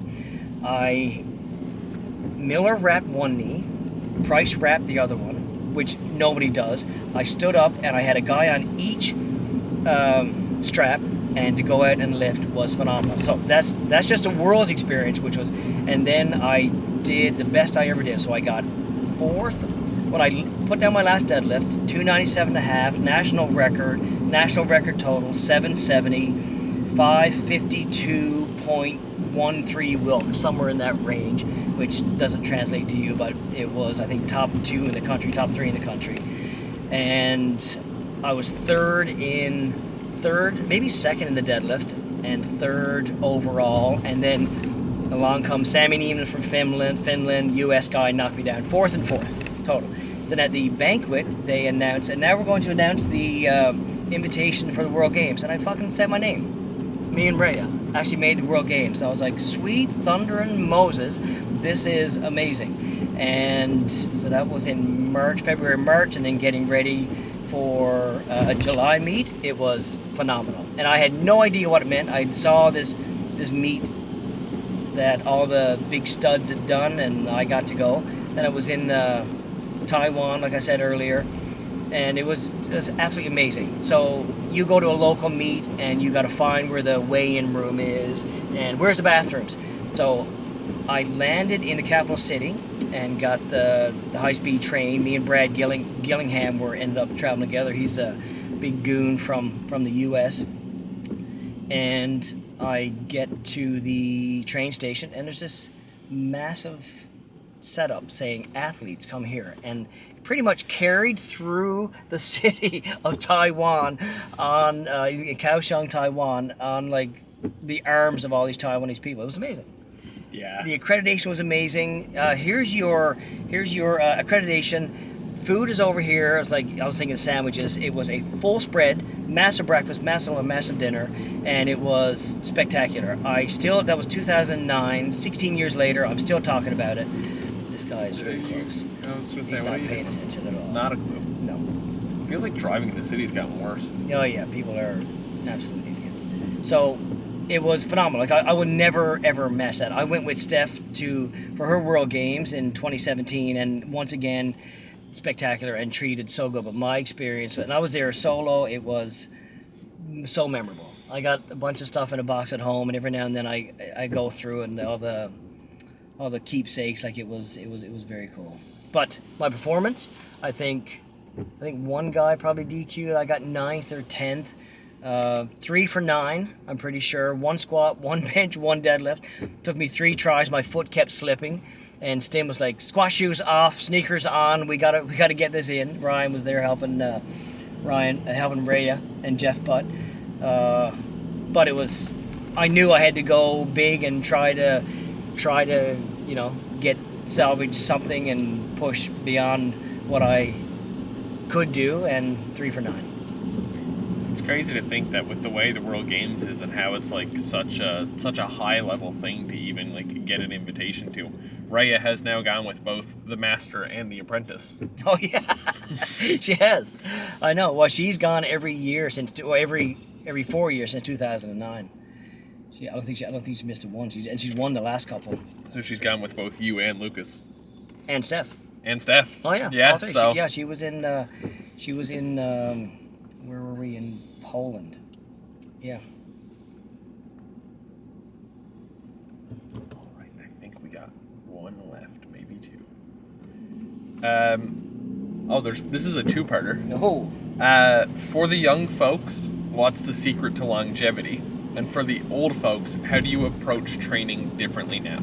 Oh God, you're gonna ask second again. Okay, so young folks to longevity. That is a multifaceted answer. Like, do you want to have a long career and safe and just go to the gym and try, or do you want to push your potential and get as far as you can in the sport? Because the two they might be mutually exclusive. Mm-hmm. Right? You can train and have fun and go to meets, but you might not, if you don't push harder than you think you can sometimes, you might not quite get to your potential. But I was never big on mobility guy, so when I was younger, I was traveling a lot for work. I didn't have time. I did 2 SBD days a week. So Wednesday nights was squat bench dead, and Sunday mornings was squat bench dead, because I always trained at Frank's. And then Saturday was a light bench, and Tuesday was a light bench. So I only trained hard 2 days a week. Mm-hmm. I've trained harder when I stopped training in Masters M1 and M2 careers than I did, and more tweaks and injuries. So, but I had a lot of recovery time. I was also flying and sitting and eating my face off all the time. So mobility work is key to a point. Book time with your massage therapist, your physio, chiro. Even if you're not beat up, go in and get a checkup and do that. Maria reminds me all the time. She's like, "I'm right here. Come visit me." All that stuff is important. And technique. And so how do you get good at technique? You record a lot of your lifts, right? As soon as you get to your work sets. Also record your warm-ups. Does your squat, bench, or deadlift change on your lighter sets to your top sets? Are you treating them differently? If so, why? Correct. Are you treating them different mentally and physically? Are you arching more on your work sets than you do for your warm-ups? So if so, that might be your body's way of saying, arching makes my back sore. So you're only going to do it for 3 or 4 sets. So you have to figure all this stuff out. How do you do that? You find a mentor. It doesn't have to be a coach. It can just be a mentor, someone to run these ideas by and chat. Like you train up front with the boys, and it's a great cohesive group. You laugh, you carry on, but I don't think you're picking apart the nuances of your forms and each other's form and technique. No, nothing like happens on a Wednesday night where it's okay. This moved like this. Why? Right. It's like the immediate, like you said, picking it apart. Yeah. So that's my job I'm a troubleshooter. I'm a tech guy, software, and I'm a troubleshooter, and at work, and it carries over greatly for coaching and just lifting in the same rack as me and helping out other people. So you find a mentor, you find a coach, somebody that can help you with that stuff. That helps a lot. So not everybody I know is going to have a 25-year career. There are very, very few of us. When I first started, the people that are still competing, I can probably name on two hands. Jeff Butt being one of them, and he still competes at the highest level that an M2 lifter can go, and he's still winning or podiuming, which to me is phenomenal. And doing it twice almost every meet he goes to. Yeah, just the way they lay it out, they do equipped and classy together. So if you want medals, you got to do them both in the same week. And he stays at 93. Like, that guy is an absolute workhorse, and still trains hard. So, like, how do you do the longevity? Like, look at somebody like Jeff. Like, you get tweaks. You might get a bad back for a couple of years, but you figure out your prehab routine, and you stick with that. Kev always has the gun on his pec, even if it's hurting or sore or not. He always has it. Okay, got to warm it up because I know eventually it's going to be there. So you got to figure out what works for you, but you can't just go in and sandbag your sessions all the time. You got to be able, if you want to get stronger, you can go in and train, but in order to get stronger, you got to reach outside sometimes. So you got to learn to pick your battles. And then for the older, what was the older one? How has training changed?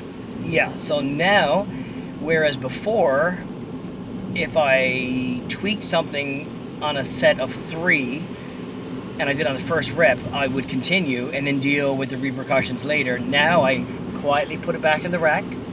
I don't scream or get too intense. I put it back in the rack and I'll go over and I'll say, YOLO, I think my SI joint just completely locked up and I'm going to sit this one out. So I've learned to, my battles now are fewer and further between, so I don't go as hard. So that's me, but I've been around. So all of my injuries that I've accumulated for 20 years, they're always with me, right? So every pec minor tweak that I have had, every rotator cuff, like, that's still there. Yeah. So all it takes is a bad rep or a sloppy rep or not concentrating, and it's there. Every adductor strain, sprain, pull is always there. So I always got to be careful of that. But you get if somebody comes in and wants to be coached and they're a master's lifter, so I have a standard bunch of questions. What's your athletic background? Well, I used to smoke behind the post office in high school. Okay, so you're probably not going to have a lot of scar tissue from beat up because you don't have much of an athletic background. I played AAA hockey. I'm like, okay, your lower back is probably going to be tight, and then how's your ever have any ACL, MCL? So I got this little checklist that I go through, and if you don't have much of an athletic background and you're built to lift, you got a good mindset, nice stroke for the bench, then I can still push a master's lifter, M1, M2, almost as hard as I can an open lifter. Does that make sense? Yeah. And so if you're out there and you're a master's lifter on your own, like, don't compare. That's what a lot of, everybody compares. And it's very easy to find a sub-junior male or female that is stronger than me right now, no question. So don't compare yourself to those people. Find the mediocre people when you're first going, compare yourself to them, and set those people as your standard first,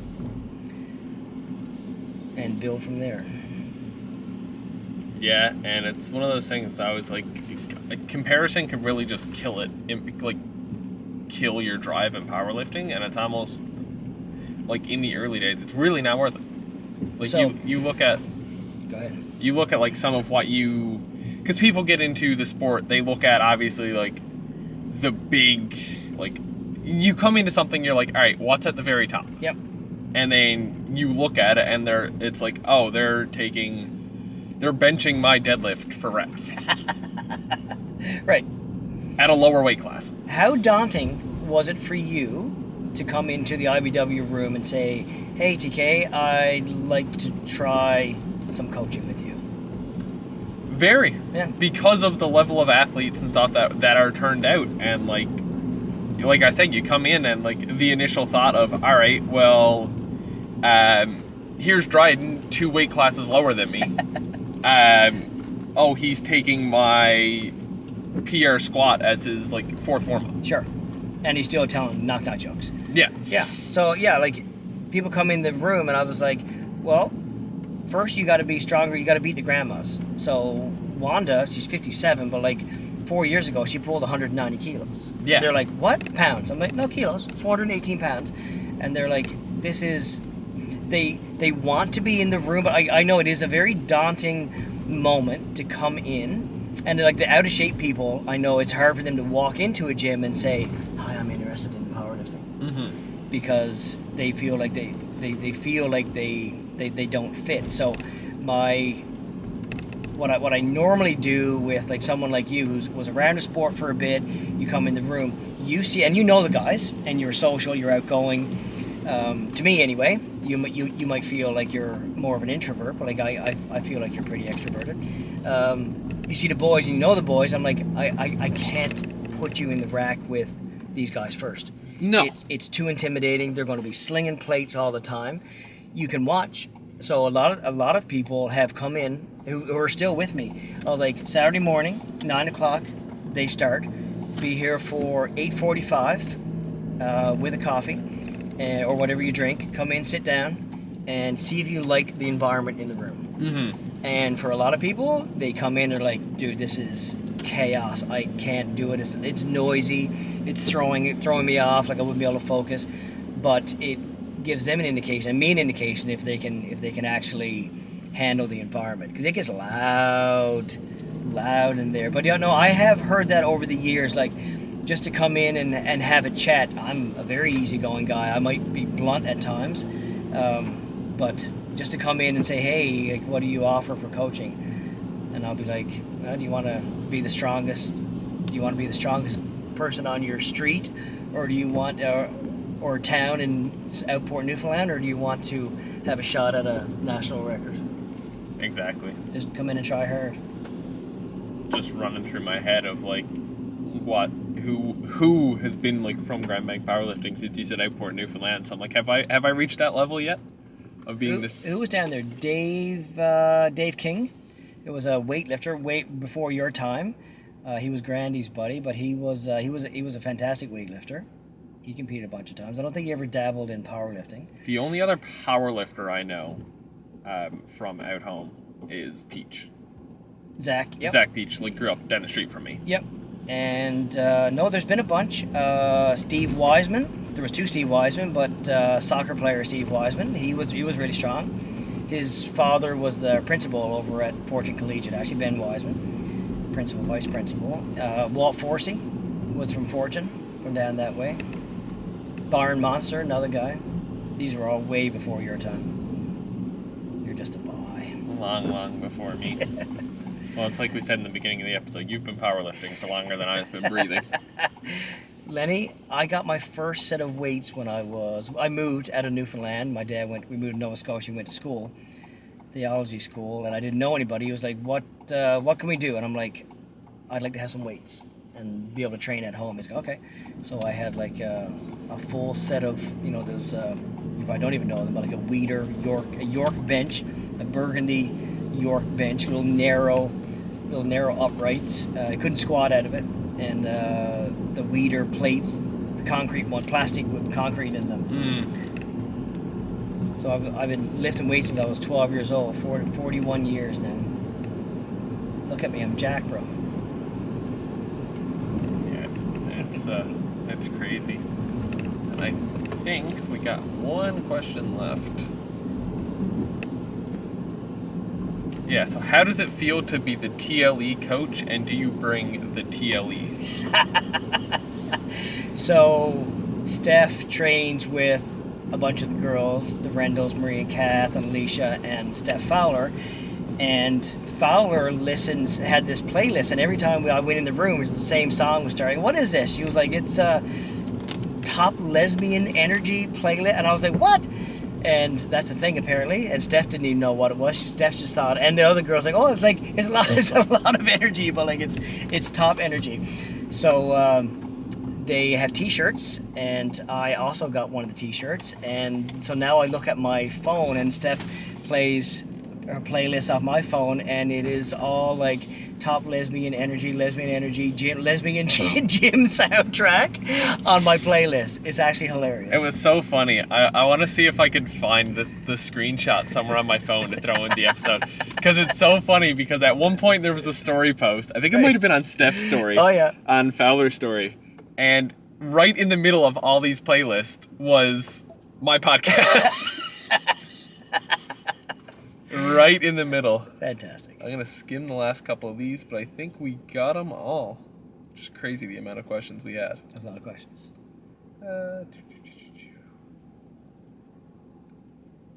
Oh, and one last one. Oh.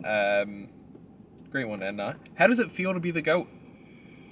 Yeah, I know. In some circles it's awesome, and in others it's, you know, I still feel like I'm the new lifter in the warm-up room who doesn't know how to find the chalk bowl. So some people look at me as being one of the best lifters, and to me, like I'm still learning and still trying to be the best. I feel like I've accomplished everything in the sport that I ever could. So I'm doing it just to hang around, and you know, all goats get put out to pasture eventually. So it's a great way to look at it, actually. Yeah. So I'm nearing that now. I'll leave my squat shoes on the mat at someday. after the last lift. Frame them. Mm-hmm. Yeah, that's all I had. I don't know if you got any questions for me. No, man, I'm good. No. All right. Well, thank you for coming on. Yes, excellent. It was great. Yep. It's Thanks good for having me. Yeah, it was great chat. Thanks for having me. How'd you like the coffee? It was good. It was really good. Good. Might have to throw that in a scatter swing down there. Sick. Okay, I'm off to soccer. All right. Not mine. All right, buddy. He doesn't dabble in soccer on top of everything else. I do not. See you. You done? Yeah. Okay.